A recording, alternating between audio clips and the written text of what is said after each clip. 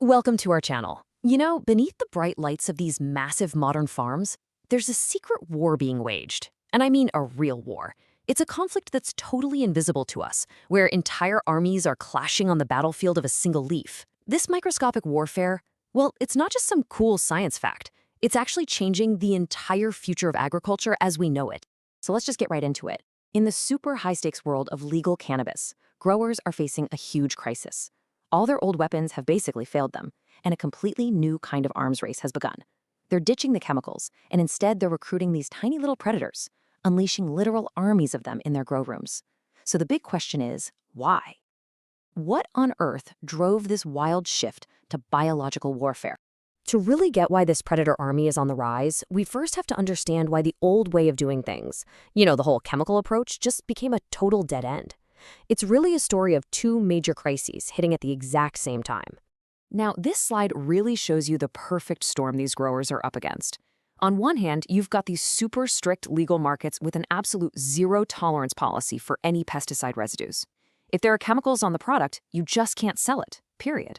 But on the other hand, the pests themselves are fighting back. These indoor grow rooms, they act like an evolutionary pressure cooker, and pests like spider mites are developing resistance to chemicals at an absolutely insane speed. The sprays just stopped working. So you're in a situation where your weapons are both illegal and they don't even work anymore. A complete and total chemical failure. Okay, so before we meet the heroes of our story, we have to get to know the villains they're up against. This is the official rogues gallery. These are the key pests that can literally wipe out an entire cannabis crop in just a matter of days. First up, we've got public enemy number one, the two-spotted spider mite. This tiny little arachnid is, without a doubt, the most devastating pest in cannabis growing. It uses these sharp little mouthparts to pierce individual plant cells and just drink the contents, leaving this trail of dead, speckled dots behind. And as the infestation gets worse, they produce this thick, gross webbing that just covers the flowers, making the final product completely worthless. And this right here, this is what makes them so terrifying. In the perfect hot, dry conditions of a grow room, a spider mite can go from an egg to a reproducing adult in as little as 3 to 5 days. I mean, think about that. You're fighting an enemy that can replace its entire army in less than a week. Their population growth isn't just fast, it's explosive. Next on our most wanted list are aphids, the sap-sucking cloners. These guys are masters of taking over fast because the females can give birth to live young without even needing to mate. They drain the plant of all its vital fluids, and then they excrete this sugary waste called honeydew. It's the sticky gunk that coats the leaves, which then grows this nasty black sooty mold. And it even attracts ants, who will literally farm the aphids and protect them from any predators. It's a crazy alliance. Then we have the western flower thrips, and I call this one the hidden assassin. The adults and the larvae, they damage the leaves up top, sure, but the real challenge is their life cycle. Before they become adults, they drop down into the soil to pupate.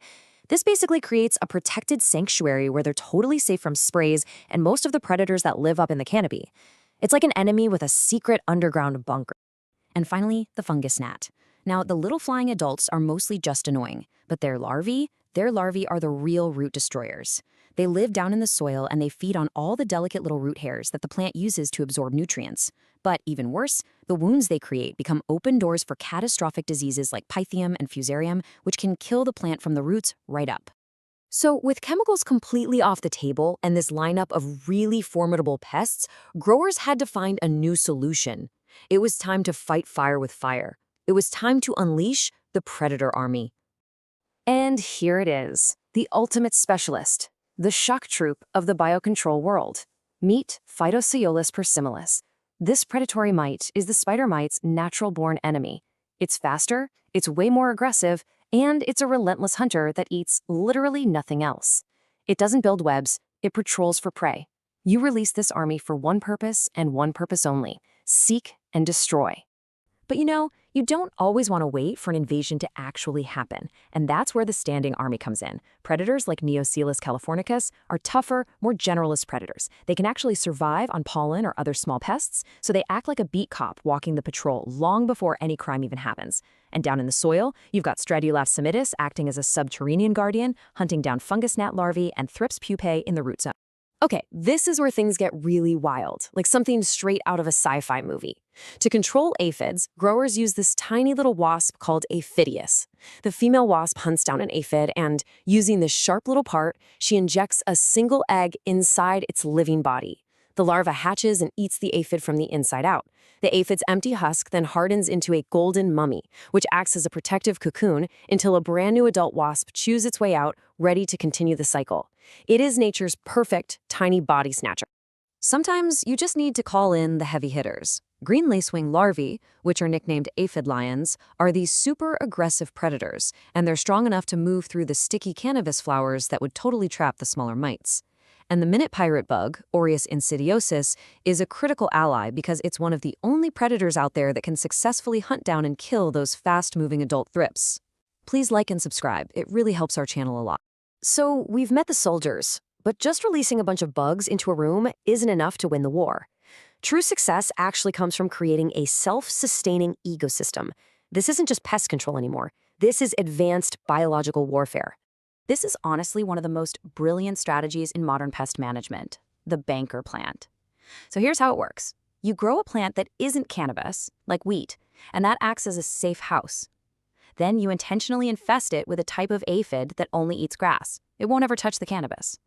Then you release your parasitoid wasps onto that wheat plant. The wasps use those harmless aphids as a food source to breed, which turns the banker plant into a non-stop wasp factory that is constantly sending out new soldiers to patrol and protect the main crop. It's genius. So using a living army means you can't just follow a simple recipe. To succeed, you have to have a deep understanding of the battlefield. The grower has to become a strategist, managing the climate, the plant's own defenses, and even the compatibility of all their different tools. So here's the crucial point. Each of these predators is a highly specialized soldier with very specific needs. Just take our spider mite specialist, P. persimilis. It needs over 70% relative humidity to really do its job. If the humidity drops below 60%, its eggs literally dry out and die. Your elite army just collapses. So a grower has to manage the climate not just for their plant, but for their bug army too. And this leads to a huge strategic conflict late in the plant's life. See, to prevent bud rot, growers have to drop the humidity way down.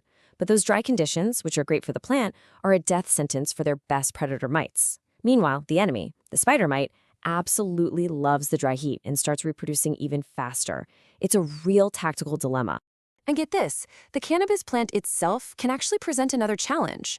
Its own defense mechanism, those sticky, resinous trichomes that are so valuable, can become a literal minefield for the beneficial bugs. The smaller mites can just get stuck in the resin and die.